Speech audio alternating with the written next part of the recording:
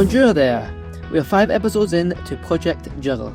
We have multiple episodes still to release, with around 2 episodes a month. With the content we currently have, we calculate Project Juggle will last until September 2025.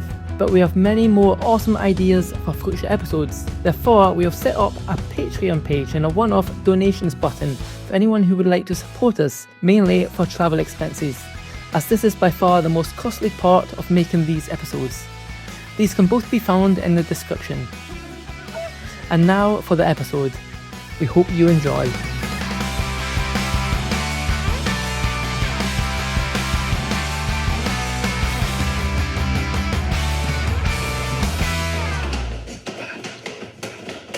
Amazing. Lewis, are you recording?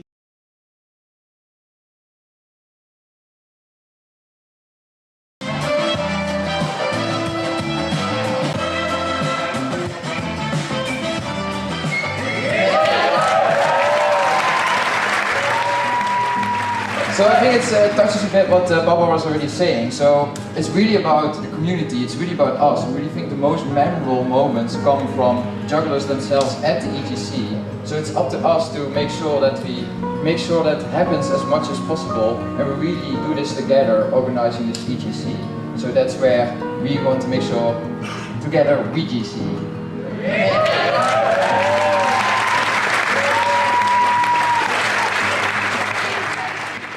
Arguably, one of the hardest things to do in the juggling community is to organise an EJC. It is such a massive task that no one person can do it alone.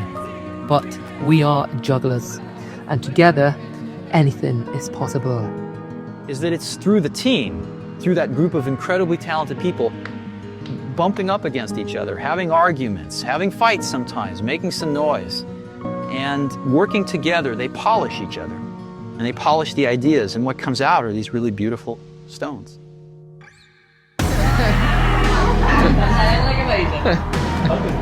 Video.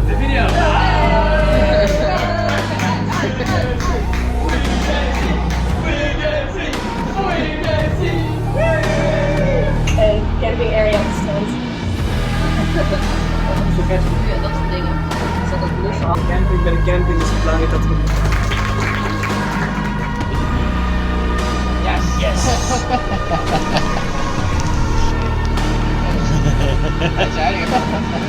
Stuur. Als EFL.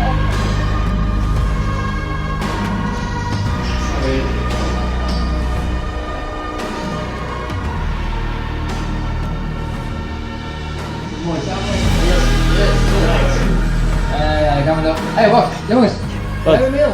Mail? Wat? Jullie Subsidie? weten Wat zeggen ze? Kijk voor de bla bla bla. Oh, wat gebeurt er? Vertel. We feliciteren u met de toekenning van 2025.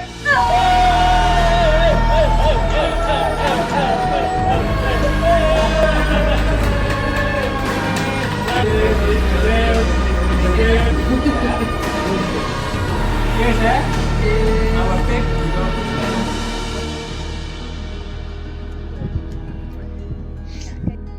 So we got the key for free for all the sites. So we're gonna check out how much toilets are. Oh, I can go inside. Let's check out the future EJC.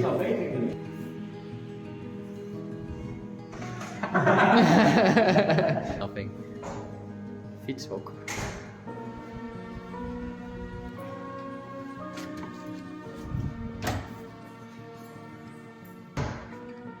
Hey.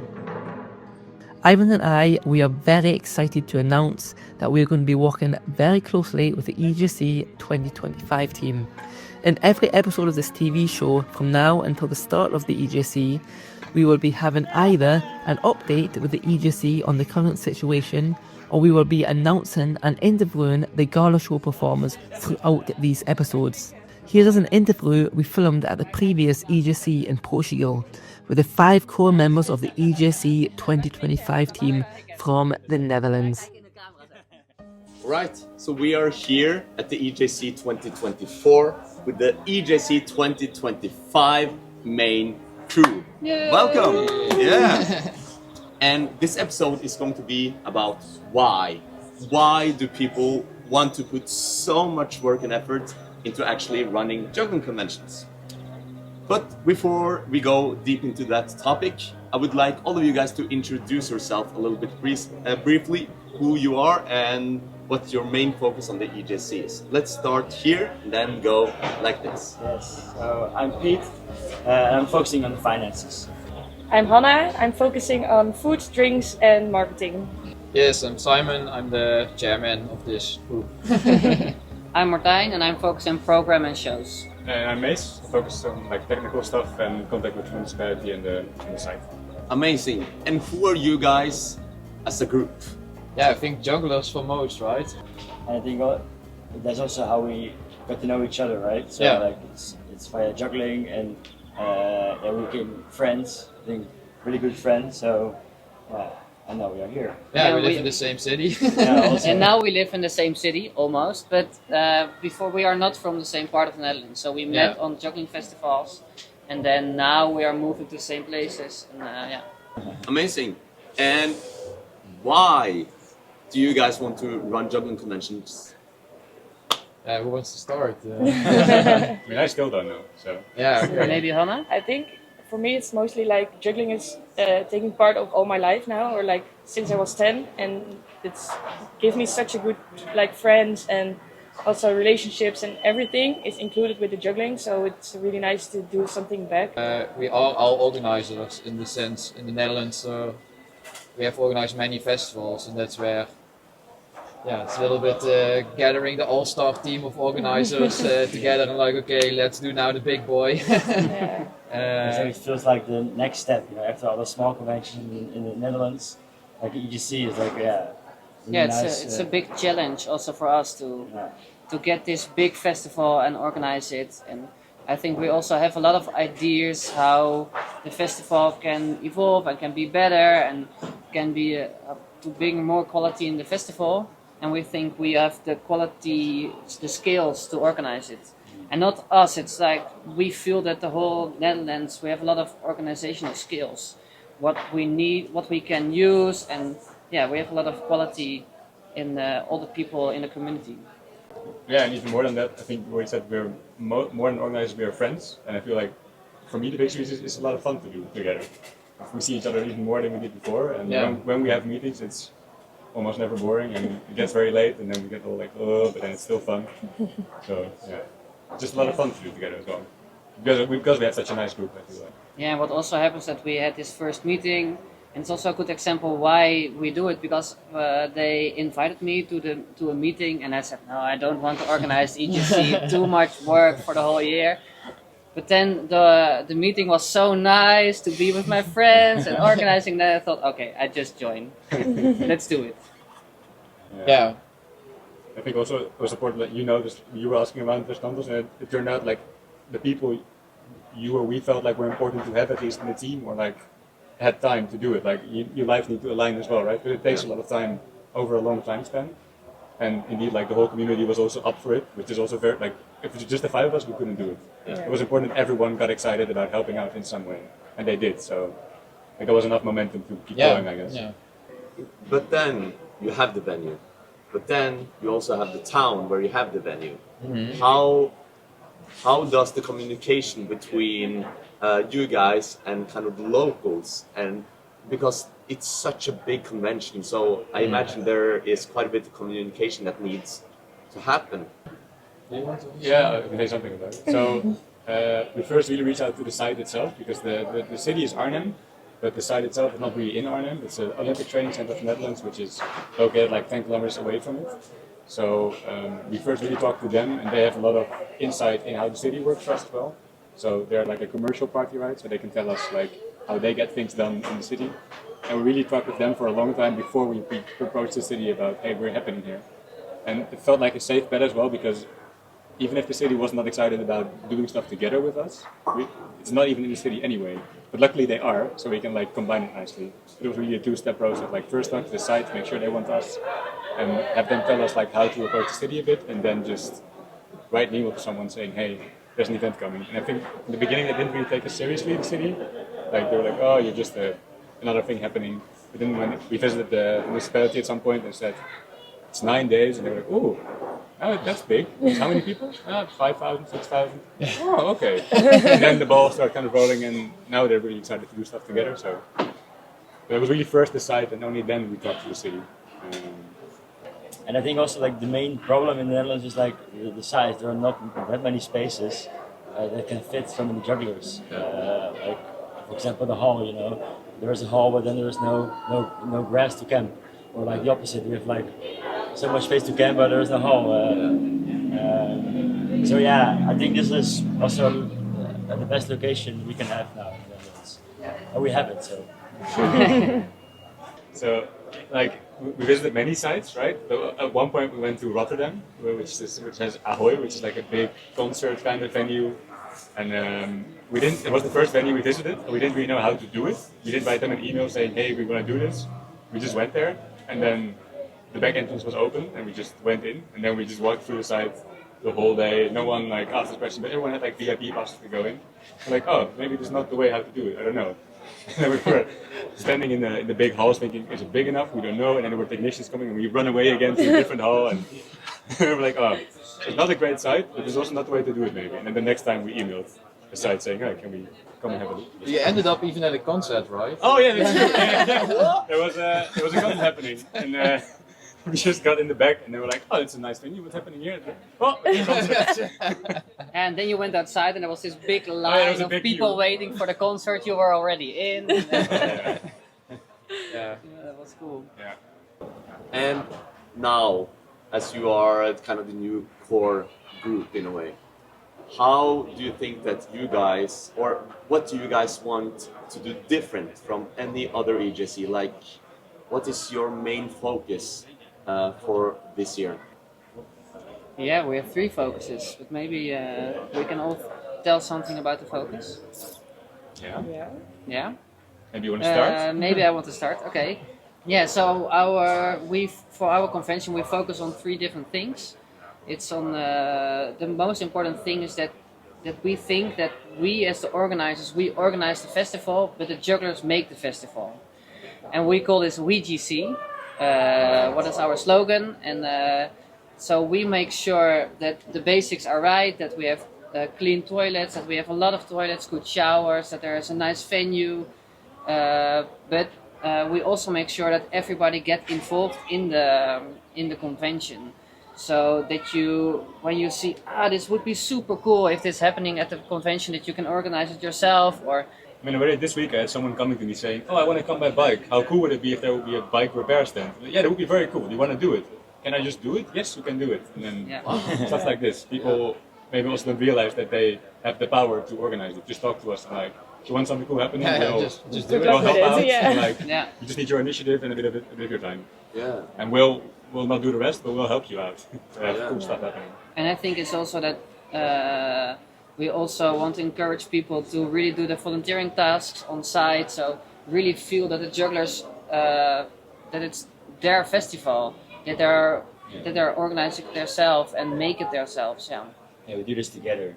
Yeah, for us it's the task to make sure the facilities are there. So like everything can be arranged during the festival. Like if there's a problem, jugglers will solve it.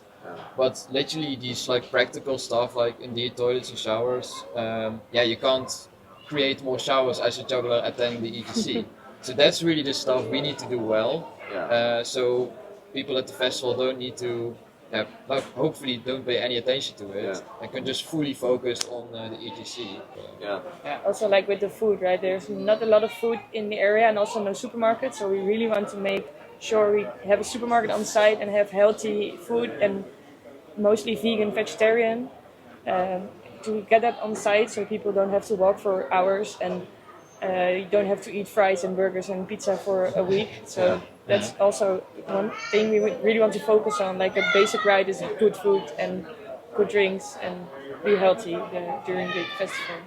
Nice. And what is also for us for the festival, the biggest part of the festival is to get inspired and see new tricks, learn new tricks, meet new people.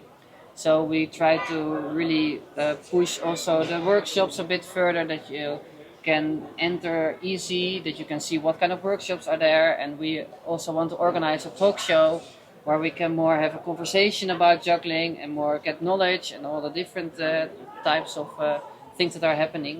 Yeah. So we also try to push this a little bit further than it's now.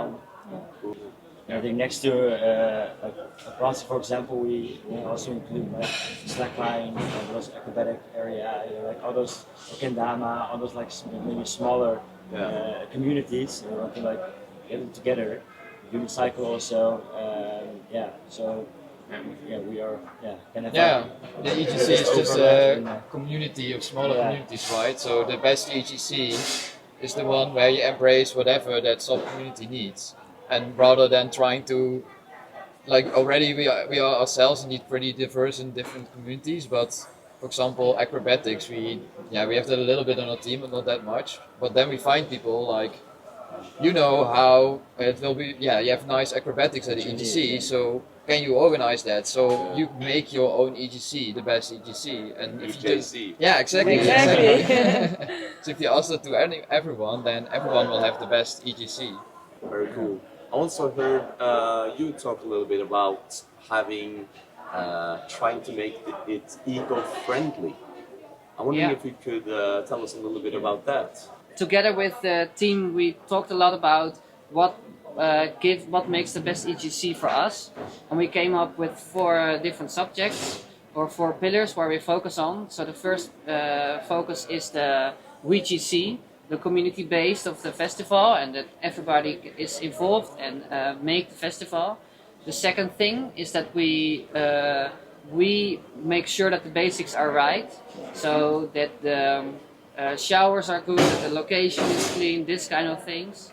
The third thing is inspiring discovery, so really push the boundaries of the workshops and also push the boundaries. How do you get inspired to make new tricks? How do you get inspired to see the things that are happening? And the fourth is that we try to make this festival as eco-friendly as we can, or sustainable.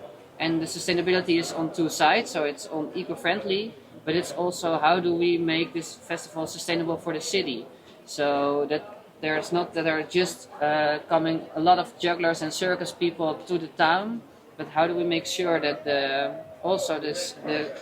people from the city get to know the circus and could get to know the community and get to inspire to juggle or get inspired to do acrobatics or kendama or daibolo, this kind of things.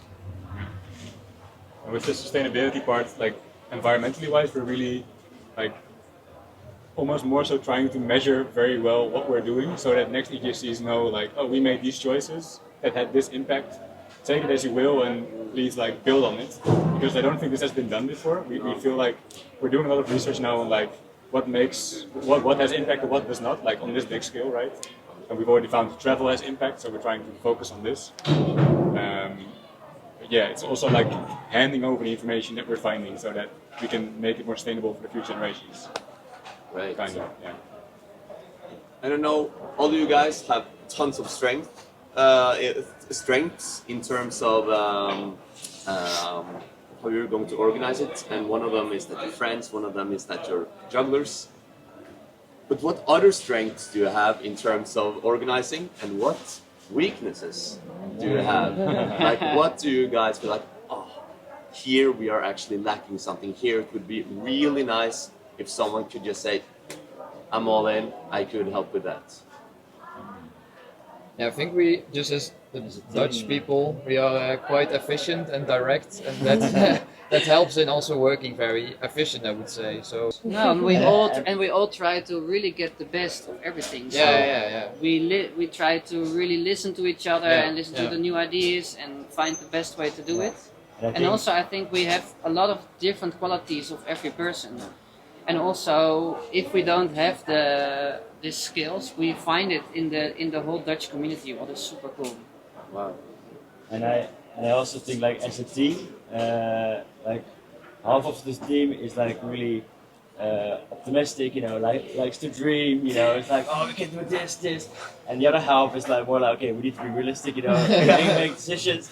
And I think those two, they combine, if you combine them, you have, I think, a really good team. But it's important that we can talk about it, right? Which I think we can do very well. Yeah. If we have two things, we wouldn't be able to discuss the feelings that we have. That would be hard, but I think we can do it quite well, and that makes it work. Then I come in, it needs to be like this, it needs to be like this, and I say, no, we're trying. Good idea. Good idea. Yeah. Now it's one more year until the event is actually happening, and I'm wondering, is there anything that you are worrying about right now in terms of that convention? Yeah, for sure. So especially here, this EJC, we started to see that people were so hyped about our convention already that we're like, oh shit, what if way more people come than we expect? So we were aiming at 5,000, but already during this convention, people are so excited that we're like, okay, we need to think about 6,000, 7,000, maybe even 8,000. So that's something that really changed, because the site is ideally maximum 6,000. So after that we need to find different solutions. So I think that's the main thing we're gonna talk about when we go back. But there are more problems. I wouldn't call them problems, more like challenges. Challenges. Because the year is, we've already done so much. And we have yeah. so much organization power now that I feel like all the challenges can be resolved, but they're nice and clear now, I think. The challenges. Yeah, and that's actually also the fun part, right? So a lot of things are like, okay, these will for sure be good, but the things are like, okay, this one will be tricky, and that's then indeed our job to make sure, hopefully we can fix it or get it through. Yeah, so I think Do you have any specific challenges, specific problems? So I think you want to do the end time of the music will be probably like 12, maybe 1.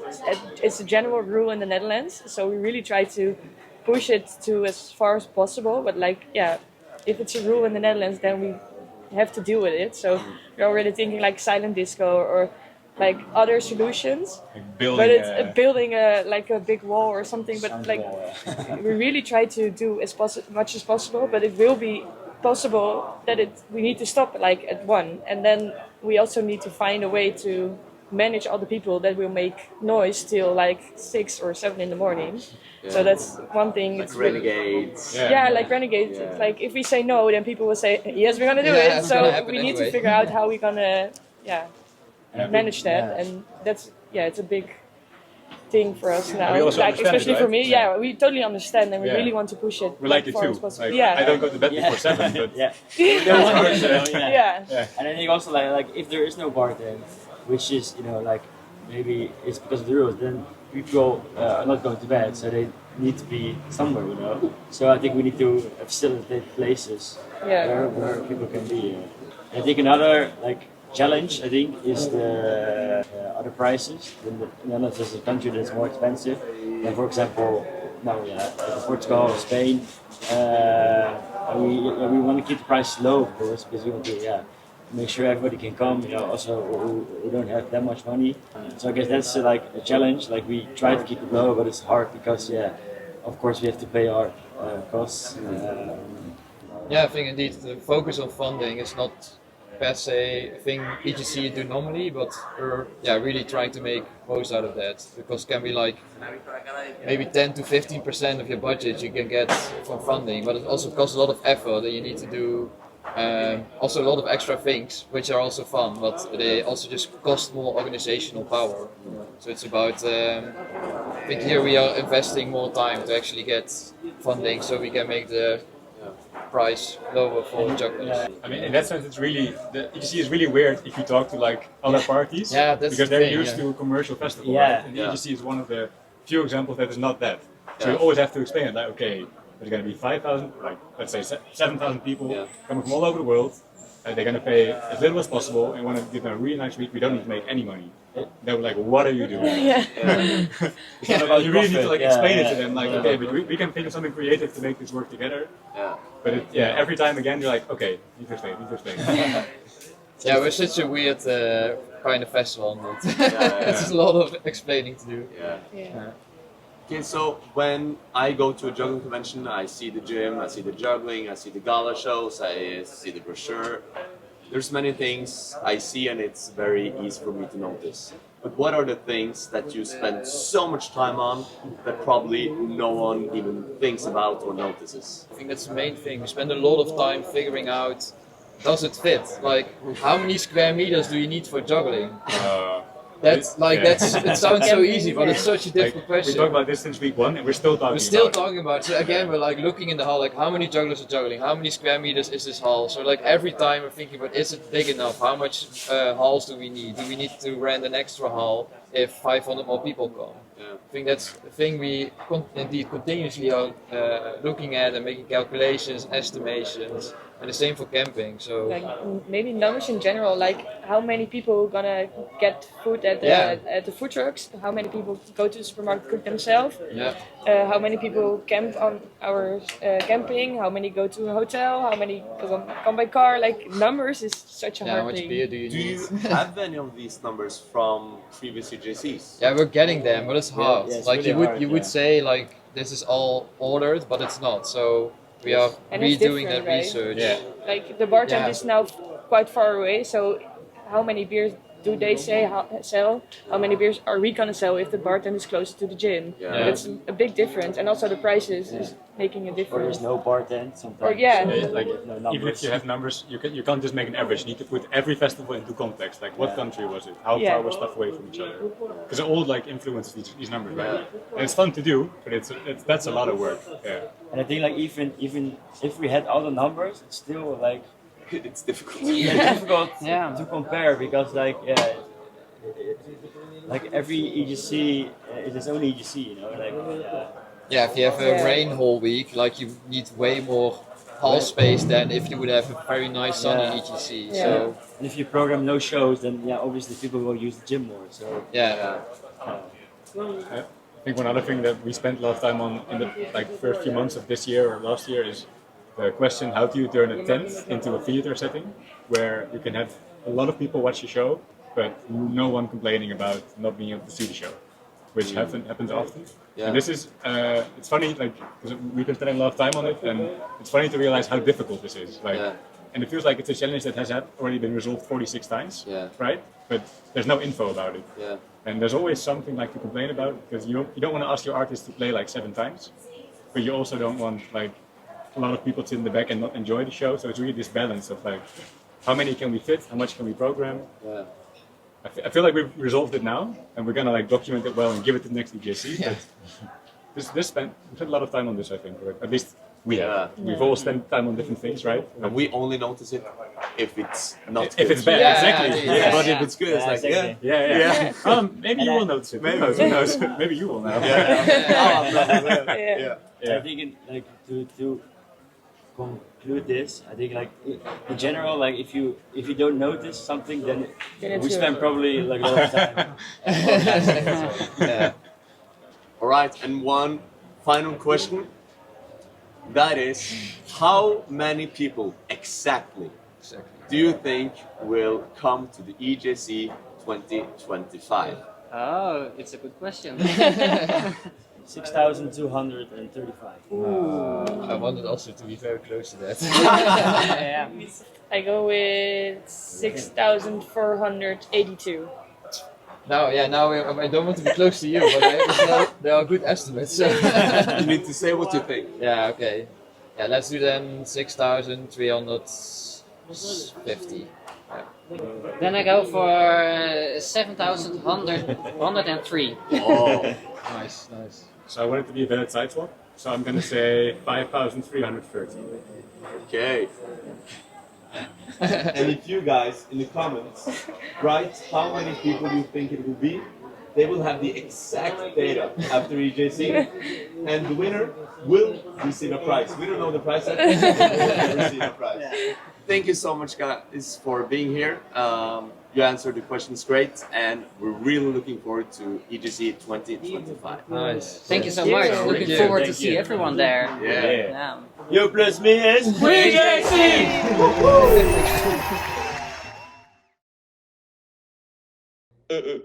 Nice. Okay. I'll let you go for it, Batman. Episode 5, I think.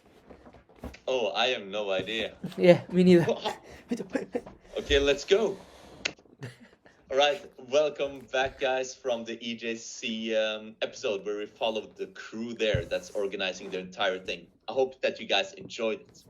Right now, we're going to go back in time to one of the episodes that we had with Eivind Tronstad, because he was following some rules that me and Lewis gave him. And then we gave you guys some rules that we wanted you to try out. And we have gotten some videos back from you, which is so cool. Rule number 1 was that you had to do a different amount of objects in each hand and no crossing throws. And rule number 2 is that you had to do a trick while walking in a circle. Lewis, should we watch the videos that people sent in? Yes, we should. Oh, wait, first, yeah, but what I want to say is, so this idea came from the EJC, which one's just gone? 2024. That's just gone.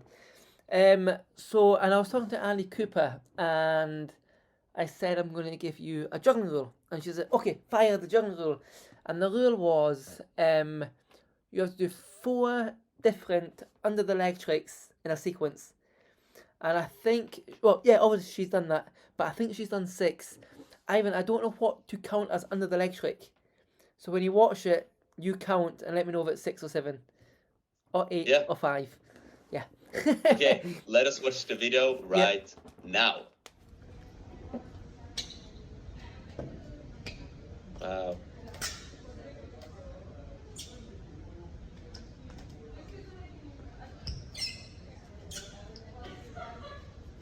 There's so much stuff going into the sequence. Oh, I kind of forgot to count, but oh, wow. Yeah. That's real nice because it's kind of a, what should I say? It's a nice mix of throws under the leg, rolls over the leg until catching it under the leg, and different things.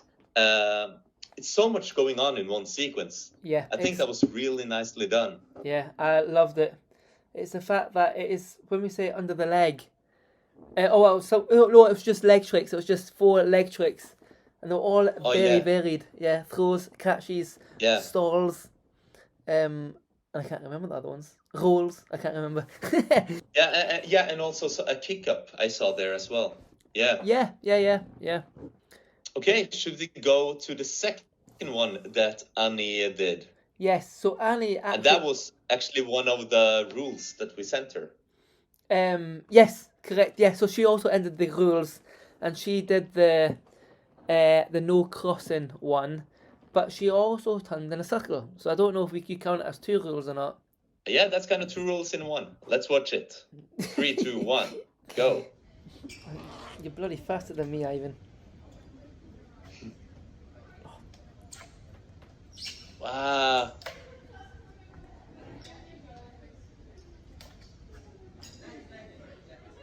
I feel like Annie, she does it in a quite cool and different way than the other videos we're going to see.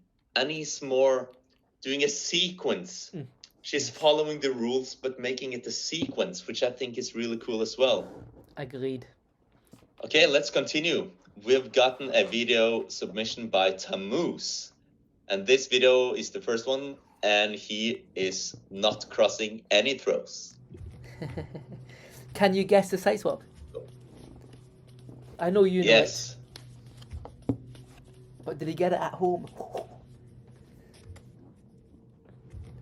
So the side swap is 6-4. That's what it's doing. And this one is so interesting because we're saying no crossing throws. But as you see, he's clearly crossing the throws. But he's not crossing, he's not doing a throw from his right hand to his left hand. When he sent us that, he stated define crossing. So that's a good point. Exactly. Yeah. Yes, what is crossing? Yeah, exactly. Amazing. I've seen 6-4-5 quite a lot of times, but never 6-4. And it looked amazingly good. Yeah, very cool. Tammuz, danke. Very impressed, that man. Okay, let's watch the circle one where he's he sent us walking a circle. It starts at like 15 seconds in the video. So on this one, he's only using 3 balls. And what's interesting here, like it's only shoulder throws from his right hand. And then I'm not sure what that throw is even called, but he throws it like under here and catches it. It's like a 2. Armpit 2. And then an armpit throw? Is that the Armpit, name for it? yeah, well, I don't know. that's what, Z, you know Z Lima? Yeah. I'm sure he came up with the armpit throw name, I think. I don't know, that's how I remember him. But also, Yeah. Camus, when he was doing the 4, he was catching the 4 behind his back as well. Oh, yes. Yeah, I Let me missed on that on the first one. Oh, yes, Yeah, that's it's correct. flipping mad, isn't it? The only reason I picked it up was because the last catch, he caught it like this. And I thought, wait a second, was it all like that? And it was. I actually didn't spot that. Yeah, because it's so smooth. Wow. Yeah. Little mongoose. Absolutely crazy. And so in that one, he's doing 2. He's turning the circle and he's also doing the not crossing and an uneven number in each hand. So yeah, that might be my favorite. I'm not sure. Yeah. But we have 5 more videos to watch. So the next one is from Ayala, where she's doing 3 balls and she's doing the non-crossing rule. So let's watch it. This one again, it's like completely different. Yeah. Here it's like, okay, I'm going to not cross. I'm going to do 2 in one of my hands. And in the other hand, I'm not going to do anything, but I'm going to use my foot instead. Yeah, it's cool, isn't it? Yeah. And then throw behind here. It's kick. All these solutions, like it's the 2 same rules. Yeah. But everything is completely different. Yeah. That's why it's really cool how people interpret the rules slightly differently. Yeah. But the thing that I really like about that trick is when she does the multiplex start. Yeah. Obviously she does 2 in one hand here, but she lifts her hand up as if she's going to catch it, but she doesn't. She doesn't catch it, and then she catches it on her foot, and then it's in that position and sweeps around. So I was like, oh wait, she dropped it. Oh shit, no, she caught it. If that makes sense, all happened. Yeah. Let's watch the next one with turning in a circle. And this one is probably one of the most awkward tricks to perform in a way. Yeah. It seems quite difficult to do it, a very unnatural movement. Let's look at it. So she has one on her foot and doing a 360 with a throw behind her neck while the ball is on her foot. The 360 seems so strange. Yeah. Is that throw behind the neck a 4? No, 3. Or 5, or 5, whichever, however you want to. That's nice. At 3, yeah. Okay, nice, let's Ayala. move on. Danke. Yeah, thank you very much. Thank you. Yeah, much appreciated. Let's move on to Itamar. We're starting with his, it's called the video number 3, as you have listed it as. Yeah. And here he is doing both, actually. He's turning in a circle and not crossing. Doing with, oh man. Yeah, it's gorgeous, isn't it? So much going on, and how I would imagine doing so much rotation on the throw behind the neck while doing it that accurately and not just throwing it far back. It seems quite difficult. Is that how would he be adding a lot of spin to that then? Yes, tons of spin. Okay. If you look at his wrist, it's like bam, really quickly. Oh yeah, it is. Yeah, that's nice. Yeah, that's nice. And then what else? He's combining with a roll on his face. He's doing a roll over his shoulder, like the 2. Yeah. It's like 4-2, 4-2 with the second 2 as an active, maybe. Something like that. Yeah. Okay. Let's try to 4-4 or. It could be 3-4s actually. Oh yeah. Okay. Yeah, because 4-2, 4-2. Yeah, I think you could class it as 1, 2. Yeah, so it's like 1, 2, and then active 1, 2, active 1, 2, 3. No, 1, 3. Yeah, so it seems like it's 3/4, while this guy is kind of a passive 2, Yeah. and then he's doing the active 2. Whammy. Good Yes, job, Itamar. and then the last one, also by Itamar. Another This beast. is only moving in a circle, not crossing, as one of the other rules were. And this one is maybe my favorite, Lewis. Oh, is it now? I was quite amazed by this one. And he was. Let's look at When I was here when you watched it for the first time, and I was like, ooh. Yeah, that's like catching the grinds behind here, and also having that much spin from a multiplex as well. I believe that is extremely difficult. I believe so too. Yeah. It's not just very cool looking, but I know for a fact I would use so long, like so much time to learn that. And when you have something that looks that cool and you understand the difficulty of it as well, of course, the other tricks that other people did as well, truly difficult. But this one stood out for me. I really enjoyed this one. Okay. Cool. That was all of them. Thank you so much for everyone who participated in our challenge. Yeah. We will probably come with some challenges in the future as well. Yeah. Not this episode, okay. But next time we really want you guys to publish it, have it on Instagram, send it to us, make it a thing, the juggling challenges. Yeah. And as you can see here, with a name. Oh, project challenge. No, juggling challenges. Juggling challenges. Let's call it juggling challenge. Yeah.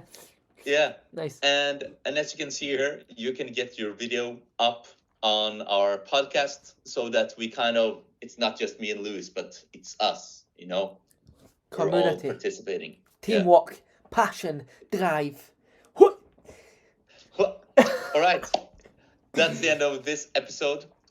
We have many new episodes planned, and the next one I'm so much looking forward to. Oh yeah, me too. Yeah, it's going to be great. Yeah, we mentioned it in the IJ Instagram story from last week.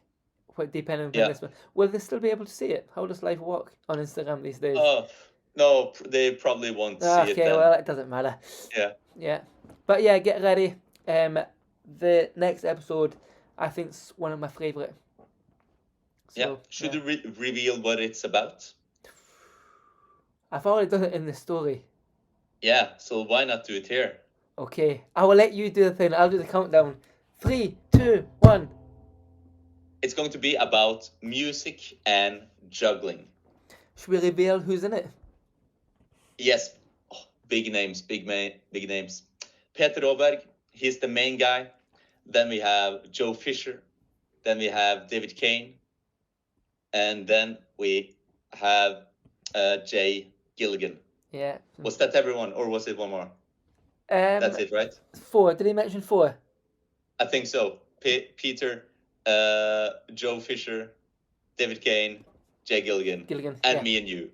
Of course. All right. Yeah, great. See you next episode. See you guys soon. Whoa. Oops, I didn't do it. There we go.